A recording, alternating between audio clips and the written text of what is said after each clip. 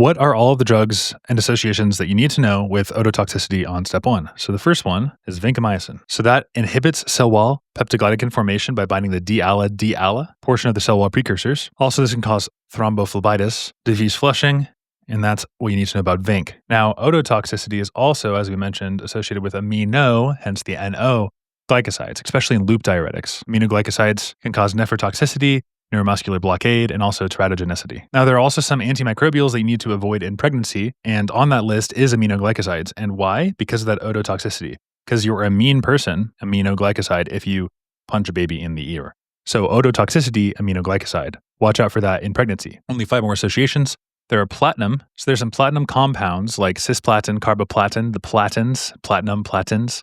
These guys can also be nephrotoxic, and they can also be ototoxic. So this is a very common kind of coupling here, nephrotoxic and ototoxic.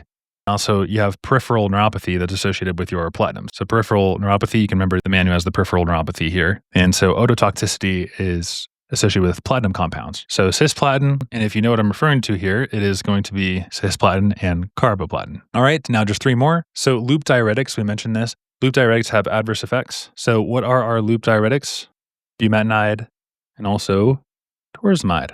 All right, so these guys can all cause ototoxicity, hypokalemia, hypomagnesemia, ototoxicity, hypokalemia, hypomagnesemia, dehydration, allergies, alkalosis, nephritis, and gout. Okay, so those are your furosemides, your loop diuretics. We also have ethacranic acid. It's similar to your loop diuretic, but it's even more ototoxic.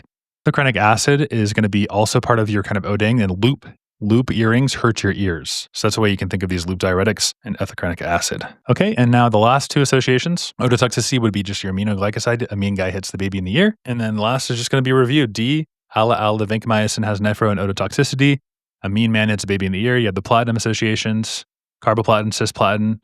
You have your loop diuretics and ethacranic acid. So ODANG is what you need to remember for that one. And lastly, just going over for bonus here, ODANG is ototoxicity, hypokalemia, hypomagnesemia, dehydration, allergies, metabolic alkalosis, nephritis, and gout. If you found this helpful, then like and subscribe.